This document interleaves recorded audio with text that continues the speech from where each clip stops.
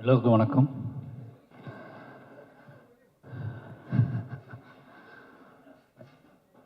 ரொம்ப நன்றி. முதல்ல பத்திரிகை நண்பர்களுக்கும் மீடியா அத்தனை நண்பர்களுக்கும் ரொம்ப நன்றி. ஏன்னா எனக்கு ரொம்ப ஆச்சரியமாக இருந்துச்சு. இந்த விழா நடந்ததுலேருந்து தொடங்கினதுலேருந்து எல்லாருமே வேக வேகமாக பேசிட்டு போயிட்டாங்க.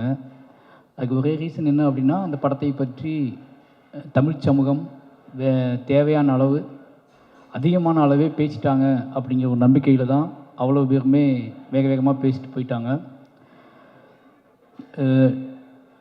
முதல்ல நான் நன்றி சொல்ல வேண்டியது என் சக தமிழ் சினிமா திரையுலகத்துக்கு தான் சொல்லணும். ஏன்னா அந்த வாழை படத்தை நான் படம் எடுத்து முடிச்சுட்டு இந்த படத்தை எப்படி ப்ரொமோட் பண்ண போகிறோம் அப்படி யோசிச்சுட்டு இருக்கும்போது, சரி ஓகே, முதல்ல நம்ம இண்டஸ்ட்ரி காட்டுவோம். நம்ம இண்டஸ்ட்ரி நம்மளை விரும்பக்கூடிய நல்ல படங்களை ஆதரிக்கக்கூடிய இயக்குநர்கள்ட்ட காட்டுவோம், முதல்ல நடிகர்கள்ட்ட காட்டுவோம், நண்பர்கள்ட்ட காட்டுவோம். அதுக்கப்புறம் இந்த படத்தை அவங்க என்னவா பார்க்குறாங்கன்னு முடிவு பண்ணிட்டு நம்ம வேலையை ஸ்டார்ட் பண்ணணும்னு நினச்சேன். மாரி செல்வராஜ் அப்படிங்கிற இனிமேல் நம்பிக்கை வச்சு நான் அழைத்ததற்காக தமிழ் சினிமாவில் நான் யாரெல்லாம் அழைச்சனோ அத்தனை பேருமே இந்த படத்தை பார்த்தாங்க. இந்த படம் பார்த்தது மட்டும் இல்லாமல் எப்படியாவது இந்த தமிழ் சமூகத்தை இந்த படம் பார்க்க வச்சிடணும் அப்படிங்கிறதுல அவங்க ரொம்ப குறியாக இருந்தாங்க. அது உண்மையிலேயே எனக்கு நினச்சி பார்க்கவே முடியாத ஒரு பெரிய வெற்றி. நான் நினச்சதை விட என்னோடய இண்டஸ்ட்ரியினோட சக இயக்குநர்களும் சக நடிகர்களும் என்னோட திரையுலகம் இந்த படத்தை கொண்டாடிய விதம் பெரிய நம்பிக்கை அளிச்சிருக்கு எனக்கு.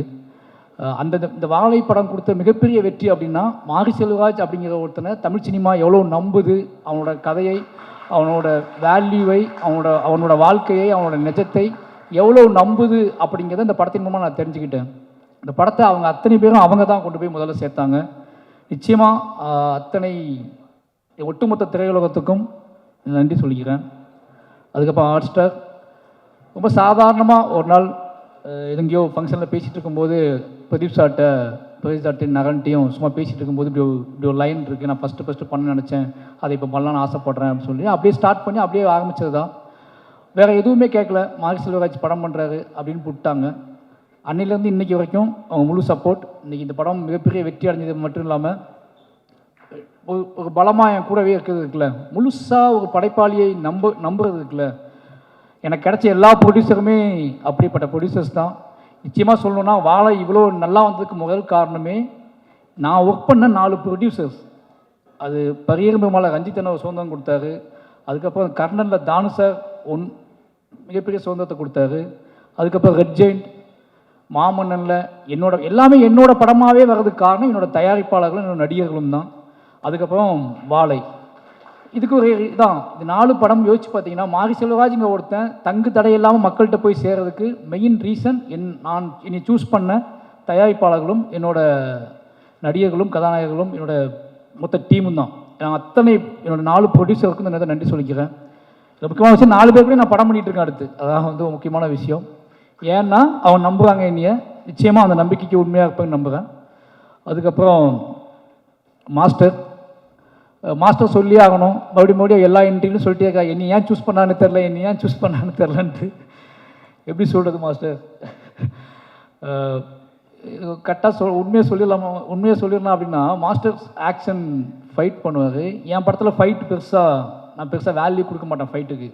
அந்த ஃபைட்டுக்குள்ளே சீன் வச்சுருப்பேன். அது அவர் ரொம்ப டிஸ்டர்பன் பண்ணும்.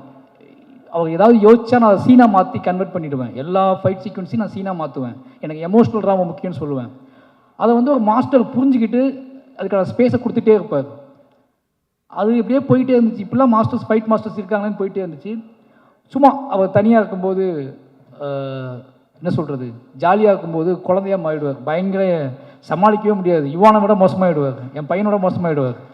அப்புறம் தான் அந்த ஆள்கிட்ட ஏதோ உண்மை இருக்குது, மாஸ்டர் கிடையாது, ஃபைட் மாஸ்டர் கிடையாது.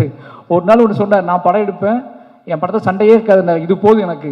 ஒரு மாஸ்டர் நான் படம் எடுப்பேன், அதை சண்டையே இருக்கான்னு சொல்கிறாருல, அப்போ அந்த ஆளை நம்பலாம் அப்படின்னு முடிவு பண்ணிக்கிட்டேன். நம்மளுக்கு அப்புறம் தான் நான் வாழை காமிச்சேன். வாழை படம் பார்த்துட்டு அவர் அடுத்த செகண்டே ஒரு 1 hour எதுவுமே பேசலை, அப்படியே அமைதியாக இருந்தார். நான் வாங்கிக்கிறேன் அப்படின்னு, நானும் கூட சேர்ந்து பண்ணுறேன் அப்படின்னாரு. சரின்னு சொல்லிட்டு அன்றைக்கி ஸ்டார்ட் பண்ண நம்பிக்கை தான் இன்றைக்கி வரைக்கும். என்ன பண்ணுறீங்கன்னு எதுவுமே கேட்கல, ஆன் தி வேல போயிட்டே 2 பேத்துக்குள்ள அண்டர்ஸ்டாண்டிங் ட்ராவல் ஆகுது. நிச்சயமாக ஒரு நல்ல படம் மட்டும்தான் நமக்கு நிறைய நம்பிக்கைகளை, நிறைய நண்பர்களை ஏற்படுத்தி கொடுக்குது அப்படிங்கிற ஒரு பெரிய சந்தோஷம். ஒரு இந்த வாழை வந்து இது வரைக்கும் நல்ல மாஸ்டராக எனக்கு இருந்த மாஸ்டர், ஒரு நல்ல நண்பனா, ஒரு நல்ல அண்ணனா தம்பியான்னு தெரியல, அவருக்கு முடி நிறைக்கல எனக்கு நினச்சிருக்கு. அதனால் நல்ல நண்பன் தான், நல்ல நண்பனை கிடச்சிருக்கு. ரொம்ப நன்றி மாஸ்டர். அதுக்கப்புறம் ரெட் ஜெயிண்ட், நீங்கள் நான் என்ன தைரியத்தில் வந்து இந்த படத்தை நான் ரிலீஸ் பண்ணுறேன்னு சொன்னேன் அப்படின்னா, ரெட் ஜெயிண்ட் இருக்காங்க பார்த்துக்குவாங்க அப்படின்னு சொல்லிட்டு தான். ஏன்னா மாமன்னன் பண்ணும்போதே நான் சொல்லிட்டேன், என்ன படம் எடுத்து வந்தாலும் வந்துக்குவான்னு சொல்லிட்டு, அதே மாதிரி அதை புரிஞ்சுக்கிட்டு வாழை எடுத்துகிட்டு போனேன். ரொம்ப பயமாக தான் இருந்துச்சு. ஏன்னா அந்த biggest main stream production company அது. அதுவும் பிக்கஸ்ட் மெயின் ஸ்ட்ரீமாகவே ஒரு படத்தை ஒரு படத்தோட வெற்றியை படம் பார்த்துட்டு இருக்க 15 நிமிஷத்துக்கு சொல்லக்கூடிய ஆள் வந்து செண்பகமூர்த்தி சார். அவர் படம் பார்த்துட்டு வெளியே வந்து படம் ஃபுல்லாக பார்த்துட்டார். அதான் பெரிய விஷயம். படம் ஃபுல்லாக பார்த்து அப்போ வந்து பெருசாக ஃபைனல் சவுண்டு கிவுண்ட்லாம் எதுவுமே இல்லை. கொஞ்சம் அப்படி பார்த்து முடிச்சுட்டு, சார் நல்ல படம் சார், உங்களுக்கு நல்ல பேர் கிடைக்கும் சார், எப்படி கலெக்ட் பண்ணணும்லாம் எனக்கு தெரில அப்படின்னாரு. அது எனக்கு போதும், எனக்கு நல்ல பேர் கிடைக்கும்னு சொன்னார்ல, அது எனக்கு போதும்னு தோணுச்சு. அதுக்கப்புறம் கொஞ்ச நாள் கழித்து சொன்னார், சார் நீங்களே ரிலீஸ் பண்ணிவிடுங்க சார், பயப்படாதீங்க, நீங்களே பண்ணிவிடுங்க, உங்கள் ப்ரொடக்ஷன்லேயே பண்ணிவிடுங்க, நான் டிஸ்ட்ரிபியூட் பண்ணி தந்துடுறேன். என்ன ஏதாவது ஒரு படம் ஓடலாம் கூட பயப்படாதீங்க, ஒரு நல்ல பேர், உங்களுக்கு சம்பளம் கம்மின்னு நினச்சிக்கோங்க, ஆனால் நீங்கள் தான் பண்ணணும், உங்கள் பேரில் பண்ணணும்னு சொன்னார். ரொம்ப நன்றி சார், நீங்கள் அந்த உங்களுக்கு பேர் கிடைக்கும் நீங்கள் பண்ணுங்கன்னு சொன்னது இருக்குல்ல. ஒரு படம் ஒருவேளை மெயின் ஸ்ட்ரீமாக கலெக்ட் பண்ணலாம் அப்படின்னா விடுங்க, உங்கள் அடுத்த படத்தில் பார்த்துக்கலான்னு முடிவு பண்ணி பண்ணுங்கன்னு சொன்னார். ரொம்ப நன்றி சார் அந்த நம்பிக்கைக்கு. அதுலேருந்து தான் இது நம்மளே பண்ணலான்னு சொல்லிட்டு இறங்கணும். இந்த 3 பேரும் தான் முக்கியமான காரணம். இந்த 3 பேருமே முழுமையாக நம்பினாங்க. அதுலேருந்து அன்றைய நாள்லேருந்து இப்போ வரைக்கும் அவங்க தேட்டர் எனக்கு கொடுத்ததும் சரி, ஒவ்வொரு நாளும் எனக்கு ஃபோன் பண்ணி பேசினதும் சரி, இப்போது இந்த ஃபங்க்ஷன் வரைக்குமே என் கூட நிற்கிற ரெட் ஜெயினில் அர்ஜுனுக்கும் மூர்த்தி சாருக்கும் ராஜா மொத்த டீமுக்குமே ரொம்ப நன்றி. அதுக்கப்புறம் என்னுடைய மொத்த டீம், என்னோடய எடிட்டர், கேமராமேன், ஆர்ட் டைரக்டர், இவங்கெல்லாம் தொடர்ந்து என் கூடவே இருக்கா அப்படின்னால அவங்கள பற்றி எதுவும் பேச அவசியம் இல்லை. ஏன்னா என்னோடய ப்ராடக்ட், என்னோடய படத்தோட வெற்றியும் என் படத்தோட முழுமையும் தான் அவங்களோட பேர் சொல்லும். நான் ஒரு படத்துக்கு ஒருத்தரை பற்றி சொல்கிறத விட இந்த படத்துக்குள்ள நான் எவ்வளோ முழுமைக்காக நான் ஆசைப்பட்றேன், அதை எப்படி முழுமையான படமாக ஆடியன்ஸுக்கு கொடுக்க நான் வெறி பிடிச்சி அலையிறேன் அப்படிங்கிற வச்சு என் கூட சேர்ந்து ட்ராவல் பண்ணுறேன். என்னோடய டீமுக்கு, என்னோடய உதவி இயக்குநர்கள், என்னோடய டெக்னீஷியன் டீம் எல்லாத்துக்குமே நன்றி. ரொம்ப முக்கியமாக என்னோடய நடிகர்கள் சொல்லணும். இந்த படத்தில் என்னோடய டீமோட நடிகர்கள் ரொம்ப முக்கியம். இந்த படத்தில் அத்தனை உழைப்பை போட்டிருக்காங்க. எல்லாத்துக்குமே எப்படி நன்றி சொன்னே தெரில.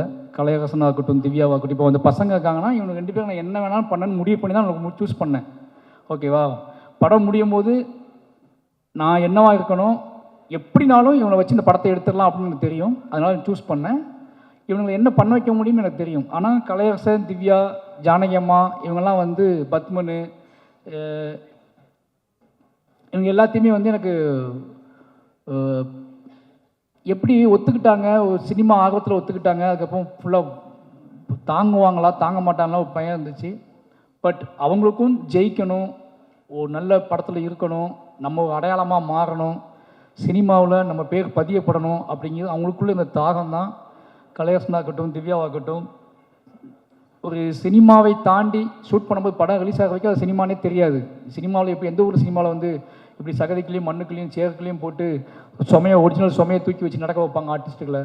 நிறைய அவங்கள துன்புறுத்தியிருக்கேன். நிறைய வந்து என்னோடய ஆர்டிஸ்ட்டுகளுக்கு எப்போ என்ன நடக்கும்னா, எனக்கு அவங்க சொல்லி புரிய வைக்க முடியாது எல்லா நேரத்துலையும். ஒரு படத்தோட வெற்றியில் நம்ம புரிய வச்சுக்கலாம்னு நினைப்பேன். ஒரு படத்தோட மக்களோட ஆதரவில், மக்கள் கொண்டாடுற விதத்தில் என்னோடய நடிகர்களுக்கு என்னோட வேதனையோ என்னோட ஆசையோ எதையோ ஒன்று கடத்திடலாம்னு நினைப்பேன். அது என்னோடய எல்லா படத்துலையுமே நடந்திருக்கு. என்னோடய எல்லா படத்துலையுமே நடிகர்களோட எனக்கு முகன் வந்திருக்கு. ஆனால் என்னோடய படத்தோட வெற்றியும் அதோட மக்கள் கொடுக்க கொண்டாட்டமும் தான் அதை மாற்றிருக்கு. அது பெரியர் பெருமாள்லேருந்து இந்த படத்துக்கு நடந்திருக்கு. அப்புறம் நிக்கிலா விமலும் அப்படி தான்.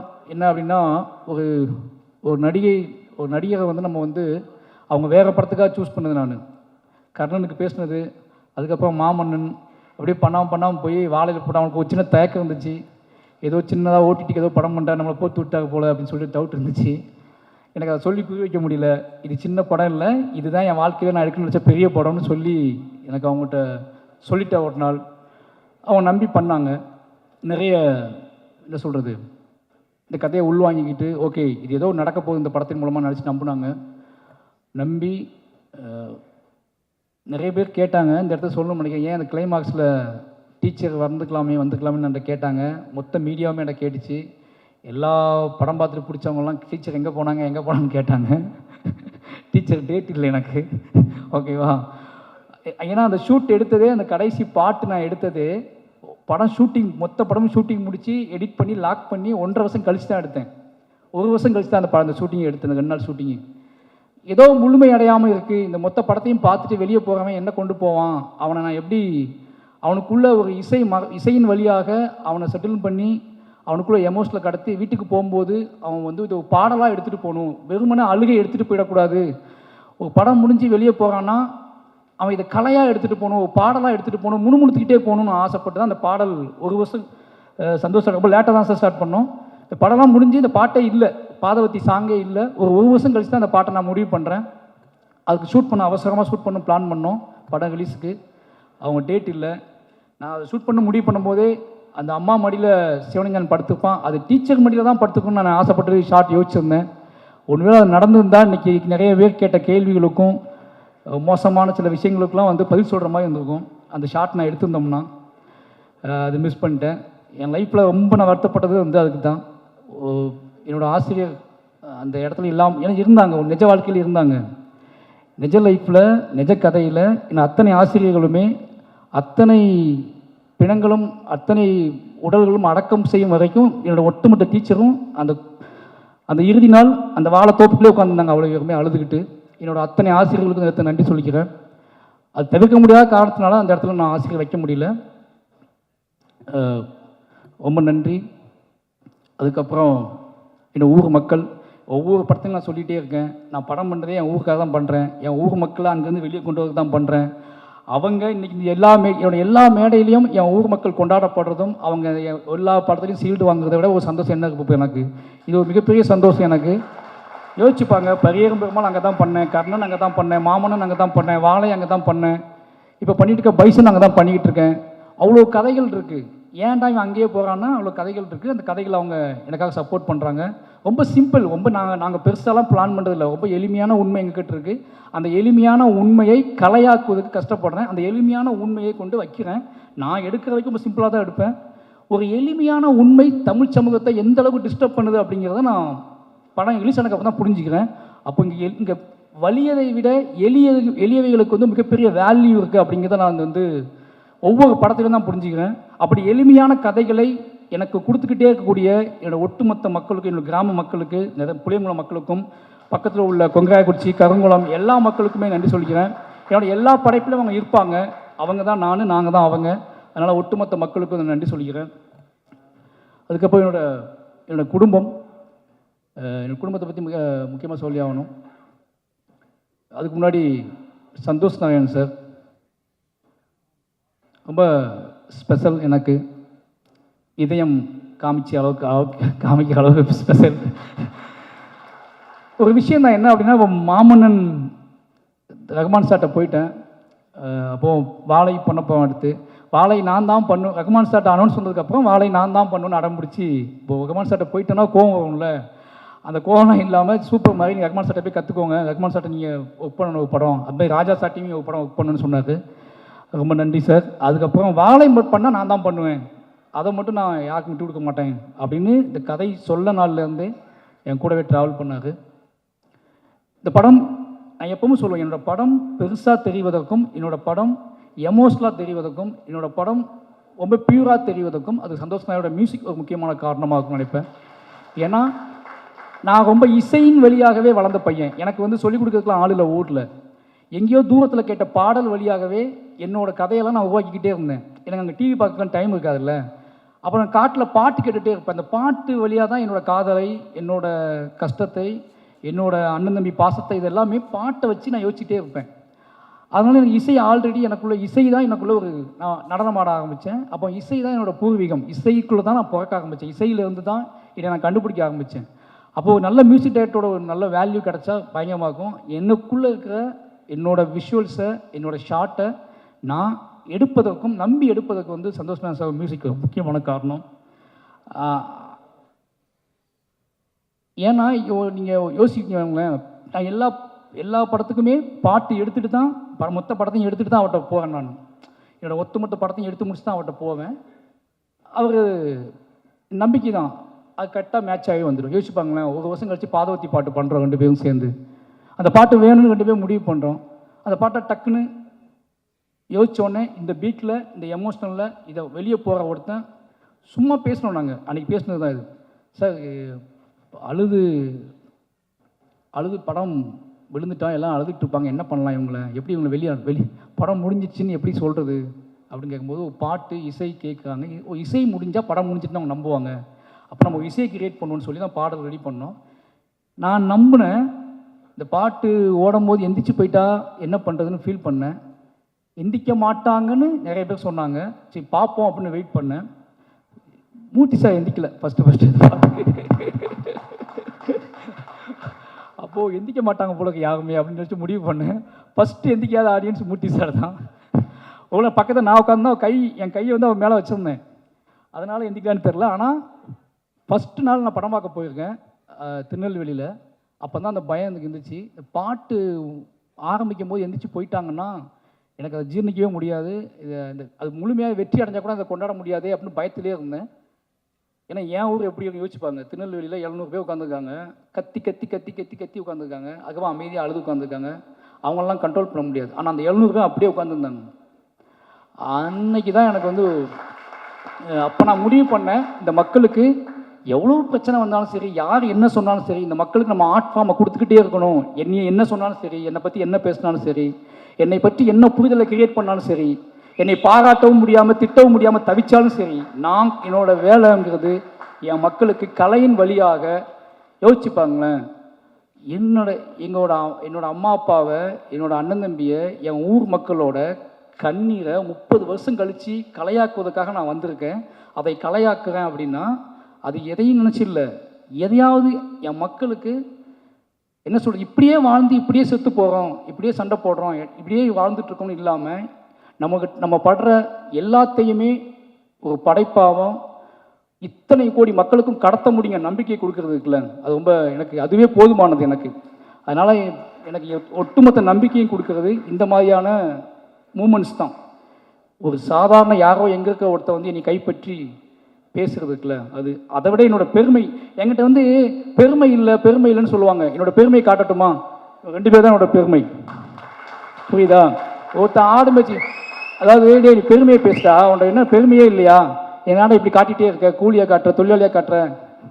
என் கதை, நான் கூலியாக தான் இருந்தேன், தொழிலாளியாக தான் இருந்தேன், சாப்பாட்டுக்கு வழி இல்லாமல் தான் இருந்தேன். திருப்பி நீ வந்து போன 30 வருஷம் முன்னாடி அவன் பாட்டேன் முப்பாட்டம் வாழ்ந்தான், அவனை பற்றி எடுத்தேன். நான் ஏன் எடுக்கணும் அவனை பற்றி? எனக்கு அவனுக்கு என்ன பஞ்சாயத்து இருக்குது, என்ன பிரச்சனை இருக்குது? அவனை எடுத்து காட்டி எனக்கு என்ன ஆக போகுது? எனக்கு நான் தான் பெருமை. என்னோட கண்ணீரும் என்னோட கவலையும் நான் ஆட்பாம மாற்றினல, அதுதான் என்னோட பெருமை. எனக்கு அப்புறம் அதே ஊரில் இருந்து 2 பேர்த்த கூட்டி வந்து இந்த மேடையில் நிப்பாட்டியிருக்கேன்ல, இதுதான் என்னோட பெருமை. ஓகேவா? இவன் 2 பேர்த்த உருவாக்குவான், இவன் நிச்சயமாக 2 பேர்த்த உருவாக்குவான். இன்னும் இத்தியான மனிதர்கள் உலகளாவி போய்கிட்டே இருப்பானுங்க. இன்னைக்கு வந்து கனடாவில் இருந்து அமெரிக்காவில் வந்து பேசுகிற தமிழர்கள், அந்த பையன் கூட நீங்கள் எப்போவாது வெளிநாட்டுக்கு வந்தீங்கன்னா அந்த பசங்களை விட்டு வந்துடாதீங்க, கூட்டிட்டு வாங்கன்னு சொல்கிறாங்கல்ல, இதுதான் எங்களோட வெற்றியாக நாங்கள் பார்க்குறேன். எனக்கு என்ன அப்படின்னா, இது ஏன் இவ்வளோ சொல்கிறேன் அப்படின்னா, எனக்கு ரொம்ப முக்கியம் வந்து என்னை தொந்தரவு செய்வது. இப்போ வந்து நான் உள்ள என்ட்ரியான உடனே ஒருத்தர் பேமாட்டேங்குது, ரொம்ப பிரபல நண்பர் தான் அவர் கேட்டார், எல்லாத்துக்கும் பதில் சொல்லுவீங்களான்னு கேட்டார். எல்லா படமும் வெற்றி அடையுது, ஓகேவா, மக்கள் கொண்டாடுறாங்க. முன்னாடி ஒரு 500 பேர் நின்று நிறைய கேள்விகளை உருவாக்குறாங்க. அந்த 500 பேரும் என்னை பின்வாங்க வைக்கலாம்னு நினைக்கிறாங்க. நிச்சயமாக சொல்கிறேன், நான் முட்டி மோதி நிறைய இலக்குகளை தாண்டி வந்திருக்கேன். என்கிட்ட விடாப்புடியான நான் சொல்லியே தீர வேண்டிய கதைகள் இருக்குது. நான் அத்தனை கதைகளையும் எப்படியாவது மூச்சு முட்டி சொல்லிட்டு தான் நான் போவேன், ஓகேவா? நான் போகலான்னு முடிவு பண்ணும்போது, நான் கிளம்பலான்னு முடிவு பண்ணும்போது நான் நிறைய பேர்த்த உருவாக்கியிருப்பேன். அவங்க சொல்ல ஆரம்பிப்பாங்க. இது வந்து மாற முடியாது.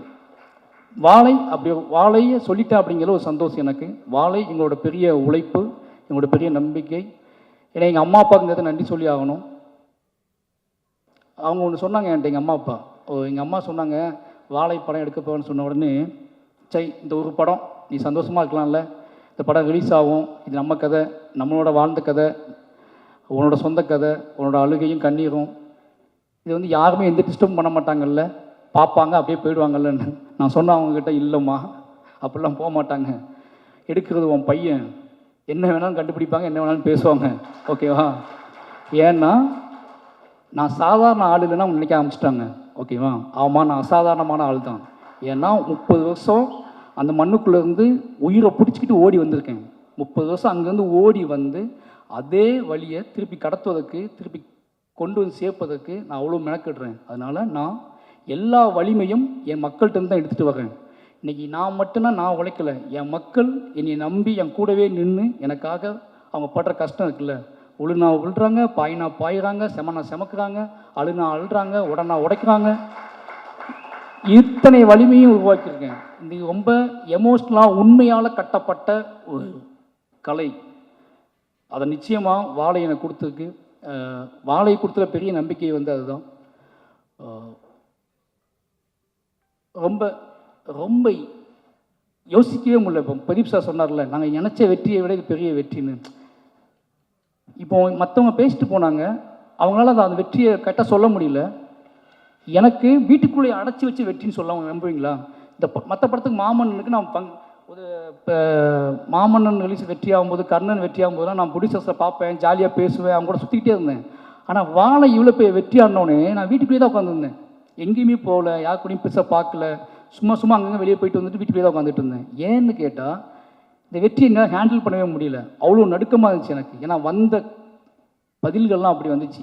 இந்த படம் பார்த்துட்டு என்னை பேசினவங்க, இந்த படம் பார்த்துட்டு என்னை அழைச்சவங்க, இந்த படம் பார்த்துட்டு என்னை பார்க்கணுன்னு துடித்தவங்க, இந்த படம் பார்த்துட்டு என்னை தேடி பிடிச்சி என் வீட்டு கதவை தட்டினவங்க, என் கைகளை பற்றி கொண்டவங்க, இவ்வளோ மனிதர்கள், இத்தனை மனிதர்கள் இருக்காங்க, இத்தனை கோடி மனிதர்கள் இருக்காங்க, இவ்வளோ பேர் ஒரு நிஜத்தை இப்படி எடுத்துக்கிறாங்க அப்படிங்கிற ஒரு நம்பிக்கை இருக்குல்ல, இது ஒரு மிகப்பெரிய நம்பிக்கையை கொடுத்துருக்கு. ஒட்டுமொத்த தமிழ் சமூகத்துக்கும் இந்த வாழை டீமுக்காக நன்றி சொல்லிக்கிறேன். ஏன்னா இது எனக்கான மட்டும் நம்பிக்கை இல்லை, எனக்கு பின்னாடி நிறைய அசிஸ்டன்டேட்டர்ஸ் இருக்காங்க, குட்டி குட்டியாக அவங்களோட தன்னோட கதையை வச்சுக்கிட்டு சினிமா பார்த்து சினிமா பண்ணாமல் தன்னோட கதையை, தன்னோட எமோஷனில் தனக்கும் தன்னோட அம்மாவுக்கும் நமக்கும் உள்ள உறவை, தன்னோட அப்பாவுக்கும் நமக்கும் உள்ள உறவை, நான் வாழ்ந்த சமூகத்துக்கும் நமக்குள்ள உறவையே கதை பண்ணலாம் அப்படிங்கிற நம்பிக்கையை இப்போ இவர் சொன்னார்ல திங்மிஸ் சந்தோஷ், என்கிட்டையும் ஏன் வாழை கதை கேளுங்க அப்படின்னு டைரக்டர்ஸ் சொல்கிறாங்க.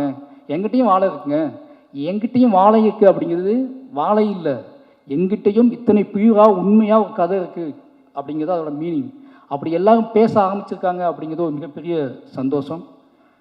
ரொம்ப முக்கியமான சொல்ல வேண்டிய விஷயம் ஒன்று தான், எதை சொல்கிறேன், நான் வாழை சம்மந்தமான மற்ற கேள்விகள் நான் பதில் சொல்ல விரும்பலை. ஆனால் ஒரு விஷயம் சொல்ல விரும்புகிறேன் இந்த நேரத்தில். என்ன அப்படின்னா, நிறைய பேர் வாழை சம்மந்தமாக இல்லை நாங்கள் எங்களை காட்டலை, எங்களை மிஸ் பண்ணிட்ட இயக்குனர் அப்படின்னு சொன்னாங்க. அப்படிலாம் ஒன்றும் இல்லைங்க. இந்த படம் எனக்கும் அந்த நாளுக்குமான கதை. சின்ன வயசில் எனக்கும் அந்த டே, பர்டிகுலர் டே, எனக்கும் எங்கள் அம்மாவுக்குமான கதையாக தான் அந்த படத்தை நான் சூஸ் பண்ணேன். எனக்கு அங்கே நடந்த சம்பவம் தெரியாது, நாங்கள் ஓடலை, நாங்கள் குதிக்கலை.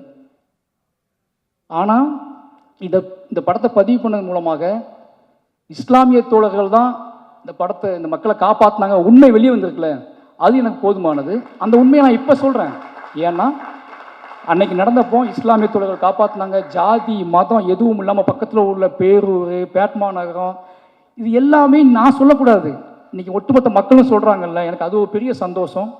ஏன்னா அந்த கதை என்னோடே முடிஞ்சு போயிடுச்சு. அது இன்னொரு கதை, காப்பாற்றியவர்களும் தப்பித்தவர்களும் சொல்லக்கூடிய கதை நம்ம என்னால் கேட்கவே முடியாது, உங்களால் கேட்கவே முடியாது, இதையே உங்களால் தாங்கிக்க முடியல.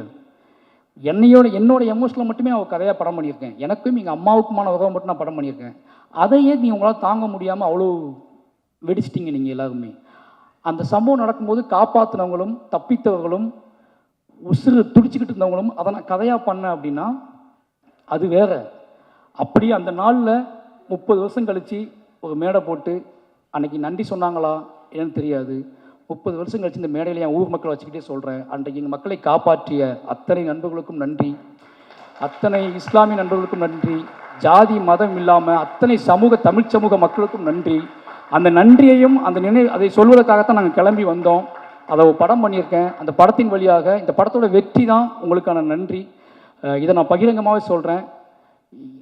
அன்னைக்கு தப்பிச்சவங்களும் இந்த படத்தில் நடிச்சிருக்காங்க, அவங்க மூலமாகவும் உங்களுக்கு இந்த நன்றி சொல்லிக்கிறேன். கடைசியாக என்னோட மனைவி திவ்யா ஒவ்வொரு கதை பண்ணும்போதும் இந்த படம் ரிலீஸ் ஆகும்போதும் இது என்ன மாதிரியான டிபேட் உருவாக்கும், யாரெல்லாம் என்னெல்லாம் பேசுவாங்க அப்படின்னு ஒரு பயம் அவங்களுக்கு இருந்துகிட்டே இருக்கும்.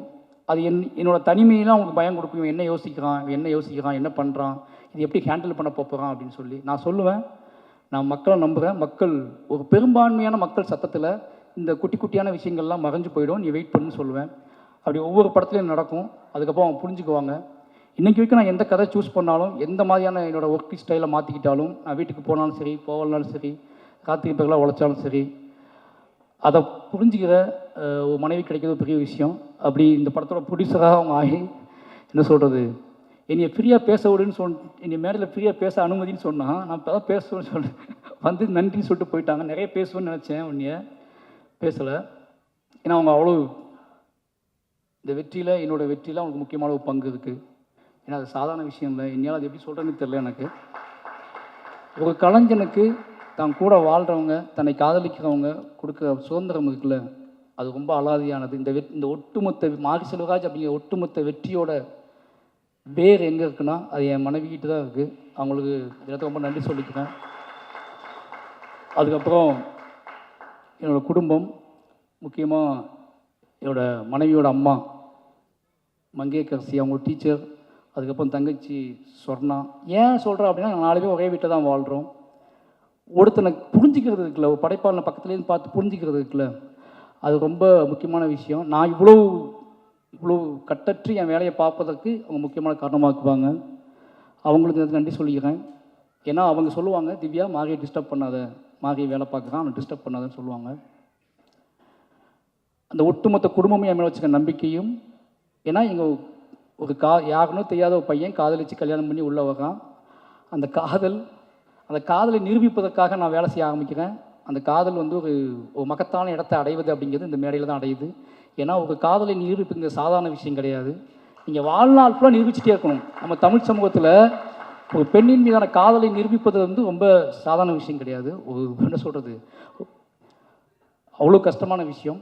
அப்படி என் காதலை நிரூபிப்பதற்காகவே தொடர்ந்து என்னை இயங்க விடுற என்னோடய ஒட்டுமொத்த குடும்பத்துக்கும் ரொம்ப நன்றி.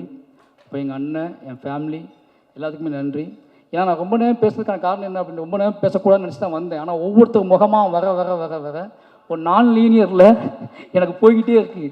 திடீர்னு ஒருத்தர் முகம் கிராஸ் ஆகுது, திடீர்னு ஒருத்தர் வராது, ஒரு கேள்வி வருது, ஒரு ட்விட்டரில் ஒரு ஃபேஸ் வருது, அப்போ என் ஃபேமிலி தெரியுறாங்க, என் குழந்தை தெரியுது. பட் எல்லாத்துக்குமே நன்றி. ரொம்ப முக்கியமான விஷயம் என்னென்னா, மாரி செல்வராஜ் அப்படிங்கிற ஒருத்தனை முழுமையாக நம்பலாம் அப்படிங்கிற இடத்துக்கு தமிழ் சமூகம் வந்திருக்குல்ல, இதுதான் என்னோட பெரிய வெற்றியாக நான் பார்க்குறேன். ஏன்னா ஒருவேளை இந்த படத்துலேயும் நிறைய பிரச்சனைகள் இருக்குது அப்படின்னு சொல்லக்கூடியவங்க என்ன சொல்கிறேன், எஸ் எனக்கு அவங்க வேணும். ஏன்னா அவங்களையும் கைப்பற்றுறதான் என்னோடய நோக்கம். அவங்களையும் கைப்பற்றுறதுக்கான படங்களை எடுக்க ட்ரை பண்ணுவேன். ஏன்னா இங்கே கலையால் சாத்தியம் இல்லாத எதுவுமே கிடையாது. இன்றைக்கி இல்லைனாலும் என்னைக்காவது அத்தனை மக்களையும் நான் வென்றே தீர்வேன் அப்படிங்கிற நம்பிக்கை எனக்கு இருக்குது. ஏன்னா அவ்வளோ வேலைகள் இருக்குது, அவ்வளோ படங்கள் இருக்குது. நிச்சயமாக நான் என் மீதான பார்வை மாறும். என்னை பற்றி யோசிக்கிறதுக்கு கொஞ்சம், என்னை பற்றி பேசுகிறதுக்கு முன்னாடி ஒரு யோசனை வரும். மாரி செல்வராஜுங்க அவன் யாருன்னு தெரிஞ்சுக்கிறதுக்காக எடுக்கப்பட்ட படம் தான் வாழை. இதுலேயும் அவங்களுக்கு குழப்பம் இருக்குன்னா திருப்பி நான் எடுப்பேன். திருப்பி எடுத்து நிரூபிக்க ட்ரை பண்ணிகிட்டே இருப்பேன். வாழை 2 வரதுக்கும் வாய்ப்பு இருக்குது. வாய்ப்புங்களா சார்? பதிவு சார் தூங்கிட்டாருன்னு நினைக்கிறேன். ஏன்னா அதான் சொல்ல வேண்டிய கதை நிறைய இருக்குது. சும்மா வாழை 2 வரும். வாழை நான் வந்து அது சிவஞான வச்சே எடுப்பேன், பொன்வேல் வச்சே எடுப்பேன். ஏன்னு கேட்டிங்கன்னா, இதுக்கு பின்னாடி ஒரு கதை இருக்குல்ல, அது உங்களை இன்னும் பயங்கரமாக என்னை புரிஞ்சுக்கிறதுக்கு வழிவகுக்கும். ரொம்ப நன்றி. மறுபடியும் சொல்கிறேன், என்னோடய மீடியா நண்பர்களுக்கு ரொம்ப நன்றி சொல்லி ஆகணும். ஏன்னா தொடர்ந்து அவங்க ஏதோ வகையில், எனக்கு தெரியும் இன்றைக்கி மீடியாங்கிறது, பத்திரிகைங்க அப்படிங்கிறது எவ்வளோ பெரிய பயத்தை ஏற்படுத்தியிருக்கு ஒவ்வொரு நடிகருக்கும், ஒவ்வொரு கலைஞர்களுக்கும். பேசும்போது, மேடையில் பேசும்போது உங்களுக்கு விஷயம் தெரியுமா, முன்னெல்லாம் சென்சார் மண்டையில் ஓடிக்கிட்டே இருக்குது. நம்ம என்ன வார்த்தை யூஸ் பண்ணுறோம், நம்ம தப்பாக எதுவும் பேசக்கூடாது. இப்போ நான் பேசின எந்த வார்த்தையே இத்தனை கேமராவும் டைட்டிலாக போட போகிறாங்க அப்படிங்கிற விஷயம் வரைக்கும் மண்டையில் ஓடுது. ஓகேங்களா? நான் ஒன்று சொல்கிறேன், அதுதான் அந்த பயம் ரொம்ப முக்கியமானது தான். நம்மளை ஒட்டுமொத்த மக்கள்கிட்ட கொண்டு போய் சேர்த்துக்குவாங்க. நீ தப்பாக பேசினாலும் சரி சரியாக பேசினாலும் சரி மக்கள்கிட்ட கொண்டு சேர்த்துருவாங்க அப்படிங்கிற பயம் இருக்குல்ல, அது ரொம்ப முக்கியமானது. இத்தனையும் தாண்டி பரியர் பெருமாள் எப்படி ஃபஸ்ட்டு ப்ரெஸ் ஷோ முடிஞ்சு வெளியே வரும்போது என்னை கட்டி அணைச்சாங்களோ, அதே மாதிரி வாழை முடிஞ்சு வெளியே வரும்போது அவங்க கட்டி அணைச்சி அன்னைக்கு தெரிஞ்சு எனக்கு நாம் மறுபடியும் ஒரு இன்னும் வேகமாக ஓடுவதற்கான ஒரு 4வது நாள் அமைஞ்சிடுச்சு. அதனால் மீடியா நண்பர்களுக்கும் நன்றி. கடைசியாக என்னை உருவாக்கிய என்னுடைய இயக்குனர் ராம் சார், ஏன்னா இது அத்தனைக்கும் அவர் ஒரு பொறுப்பு. ஒரு மனுஷனை, ஒரு பையனை அப்படியே அடியிலேருந்து பிடிங்கி எடுத்துகிட்டு வந்து அவனாவே வளர விடுறது இருக்குல்ல, அது ரொம்ப அசாதாரணமானது. எல்லாம் என்கிட்ட கேட்பாங்க, உங்கள் இயக்குனர் வந்து அவர் வேறு ஸ்டைலில் படம் எடுக்கிறாங்க, நீ வேறு ஸ்டைலில் படம் எடுக்கிறீங்கன்னு கேட்பாங்க. அவர் என்னைய வந்து தத்துவங்களை எனக்கு போதிச்சு அந்த தத்துவத்தின் வழி உன் வாழ்க்கையை நீ படம் பண்ணுறா அப்படின்னு சொல்லி கொடுத்ததுக்குல அது ரொம்ப முக்கியமானது. இல்லைனா நான் என்ன பண்ணி எனக்கு தெரியாது. இத்தனை படங்கள் காத்திரமாக வர்றதுக்கு காரணம் என்னோடய இயக்குனர் தான். அதுக்கு பிறகு ரஞ்சித் அண்ணன், இவங்க 2 பேரும் என்னோடய வாழ்க்கையில் முக்கியமான ஆட்கள். ரீசன் ஒன்லி எனக்கு இவங்க சுதந்திரத்தை போதிக்கக்கூடிய ஆட்களாக இருக்காங்க. ஏன்னா நீ பண்ணுறா இவ்வளோதான் அவங்க சொல்கிற வார்த்தை.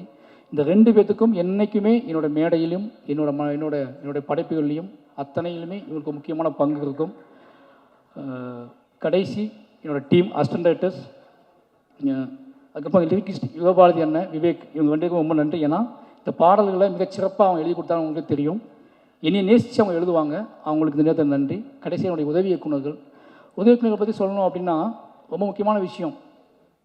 நிறைய பேர் வருவாங்க போவாங்க போயிட்டே இருப்பாங்க. நான் ஒன்றே ஒன்று தான் சொல்லுவேன். ஏன்னா நான் ரொம்ப பிரச்சனை என்ன தெரியுமா, நான் எங்கள் டைரக்டர்கிட்ட ரொம்ப எமோஷ்னலாக வளர்ந்த ஒரு பையன். இதுக்கப்புறம் அசிஸ்டன்ட் டைரக்டர் டைரக்டர்ஸ்க்கு அந்த எமோஷனல் வருமானம் எனக்கு தெரியாது. ஆனால் நான் எங்கள் டைரக்டரோட 15 வருஷம் அது ஒரு தாய்மகன் உறவுலேயே இருந்தது. நிறைய சண்டை போட்டுக்குவோம். ஆனால் எனக்கு அவர் தான் அப்படிங்கிற நம்பிக்கை எனக்கு இருந்துச்சு, அவருக்கு இவன் தான் அப்படிங்கிற நம்பிக்கை அவருக்கு இருந்துச்சு. ஆனால் சண்டை போட்டுகிட்டே இருப்போம், பேசுவோம், பேசாமல் இருப்போம்.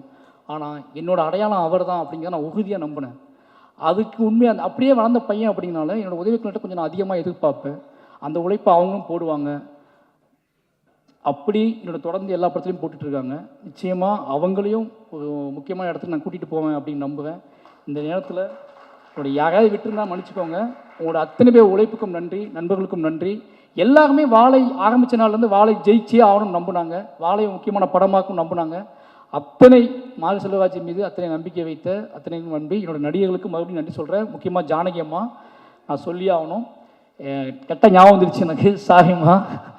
என்னென்னா ஒரு முக்கியமான விஷயம், ஜானகி அம்மா அந்த படத்தை முதல்ல நடிக்கலை. 10 நாள் 5 நாள் ஷூட் பண்ணிவிட்டு அம்மா கேட்ட வச்சு வேற ஒரு நடிகர் நடித்தாங்க. எனக்கு என்ன பண்ணே தெரில, எங்கள் அம்மா கண்ணுக்கே வரல. என்னடா நடக்குது இப்படி ஷூட்டிங் ஸ்பாட் நடந்ததே கிடையாது. எனக்கு பைத்தியம் பிடிச்ச மாதிரி ஆகிட்டேன். நான் 4 நாள் ஃபுட்டேஜ் எடுத்தாச்சு, ஓன் ப்ரொடக்ஷன் வேறு. என்னடா மற்ற ப்ரொடக்ஷன்லாம் ஒழுங்காக வேலை பார்த்தோம், சொந்தமாக படம் எடுக்கிறோம், முட்டாத்தனமாக ஏதோ வேலை பார்த்துட்டோமா, என்ன நடக்குது? ஃபுட்டேஜ் 4 நாள் எடுத்துட்டேன். அப்போ இதுக்கப்புறம் யாரையும் கூப்பிட்டு காய் சமைப்பீங்களா, இது பண்ணுவீங்களா, அது பண்ணுவீங்களான்னு கேட்டு ஒரு நடிகரை கூப்பிட்டு கொண்டு வர முடியாது. கண்மூடித்தனமாக நம்பி ஜானகி அம்மாவை கூப்பிட்றா அப்படி கூப்பிட்ட நடிகை தான் அவங்க. ஏன்னா எனக்கு பெரியம்மாள் கர்னல் அவங்க தெரியும். ஜானகி அம்மாவை கூப்பிட்றா பார்த்துக்கலாண்டா அப்படின்னு சொல்லி அவங்களும் வந்தாங்க. ஸ்பாட்டில் தான் வர்றாங்க. ஸ்பாட் 4 நாள் எடுத்தாச்சு. அவங்கள்ட்ட சொல்கிறேன், அம்மா இது மற்ற படத்தில் கொஞ்சம் கஷ்டமாக இருக்கும், நீங்கள் ஓகேவா? Okay sir. ஏன்னா அவங்களுக்கு என்னை பிடிக்கும். எனக்கு நிறைய முத்தம் கொடுத்த ஒரு நடிகை, என்னை நிறைய கையை பிடிச்சிட்டு அழுத ஒரு நடிகை. இவங்கள மாதிரியான அன்பில் தான் நான் பயங்கர ஸ்ட்ராங்காக மாறுவேன். அதனால் வந்து அவங்க நம்பினாங்க, நம்பி அதுலேருந்து ஸ்டார்ட் பண்ணோம். நிச்சயமாக சொல்கிற ரொம்ப கஷ்டப்படுத்தியிருக்கேன். ஏன்னா வாழைத்தாக சமைக்கணும், தண்ணிக்குள்ளே சகதிக்குள்ள, இதெல்லாம் தாண்டி அவங்களுக்கு தோணியிருக்கும்ல, சும்மா காய் சமைக்கிறோம் சண்டை போடுறோம், நிறைய தாக சமைக்கிறோம், நமக்கு இந்த படத்தில் அப்படி ஏதாவது கிடைக்குமா அப்படின்னு யோசிக்கும்போது இந்த கிளைமாக்ஸ் போர்ஷன் அவங்கள்ட்ட சொன்னேன், அம்மா இதுதான் நீங்கள் தான் இந்த படம், இனிமேல் இந்த படத்தை உங்கள் கையில் கொடுக்குறேன் அப்படின்னு சொல்லி. நிச்சயமாக அவங்க என்ன சொல்கிறது, எங்கள் அம்மா அழும்போது நான் ஓடிட்டேன்ல நிஜ வாழ்க்கையில்.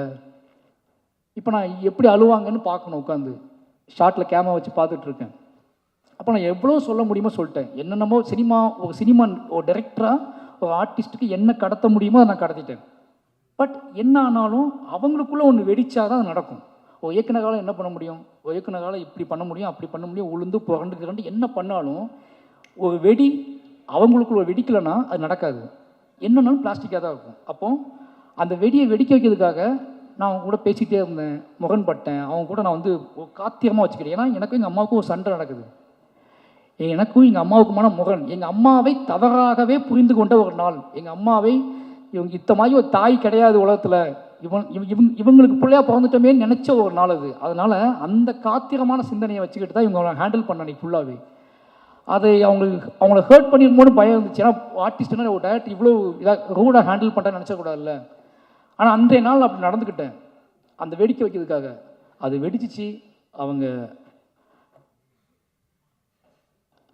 எப்படி சொல்கிறது, இந்த ஒரு நாள் மட்டும் தான் எங்கள் அம்மாவோட அழுகை நான் பார்த்தல என் வாழ்க்கையில். அந்த நாள் அந்த எங்கள் அம்மா எப்படி அழுதுருப்பாங்க அப்படிங்கிறத என்னை பார்க்க வச்சு வெக்கி தலைகுனிய வச்சாங்க. நான் தலையை குனிஞ்சிக்கிட்டேன். ஏன்னா நான் பார்த்ததே இல்லை எங்கள் அம்மா. அன்றைய நாள் எங்கள் அம்மா எப்படி அழுதாங்க நான் பார்த்ததே இல்லை.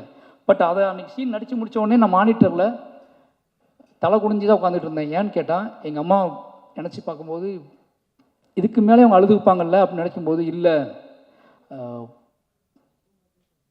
என்ன சொல்கிறது, ஒரு மனசுக்குள்ளேயே நான் மன்னிப்பு கேட்டுட்டேன் எங்கள் அம்மா கிட்ட. அந்த நடிப்பை கொடுத்த எங்கள் அம்மா கிட்ட மன்னிப்பு கேட்க வச்ச மனசுக்குள்ளேயே ஒரு கலங்கம் கேட்கறதுக்குல, மன்னிச்சுக்காங்கம்மான்னு சொல்கிறதுக்குல எங்கள் அம்மா என்றைக்குமே மன்னிச்சுக்காங்கன்னு சொன்னதே கிடையாது, இப்போதையும் சொன்னது கிடையாது. ஆனால் மானிட்டர் முன்னாடி இவங்க முன்னாடி தான் நான் சொன்னேன், அம்மா மன்னிச்சுக்கோங்கன்னு சொன்னேன்.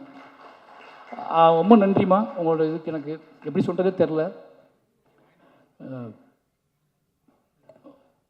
ஒரு பையனா சின்ன வயசில் நம்ம ஏன் இவங்களுக்கு பிள்ளையாக பிறந்தோம், நமக்கு மட்டும் ஏன் அம்மா அப்பா எப்படி இருக்காங்க, நம்மளை மட்டும் ஏன் இப்படி கொடுமைப்படுத்துகிறாங்க, நம்மளை மட்டும் ஏன் புரிஞ்சிக்க மாட்டேன்றாங்கன்னு சின்ன வயசில் பெத்த தாயின் தகப்பனையும் புரிந்து கொள்ளாமல் அலைந்த அந்த புரிதலுக்காக ஓடி வந்து 30 வருஷத்தில் கலையின் வழியாக என் அம்மாவுக்கும் எனக்குமான உறவை புரிந்து கொண்டதற்கு, அதை படைப்பாக மாற்றி கொடுத்ததுக்கு, எங்கள் அம்மா அதை இப்போ ஏற்றுக்கொண்டதுக்கும் இந்த கலை தான் காரணம். இந்த கலைக்கு எப்போவுமே உண்மையாக இருப்பேன்.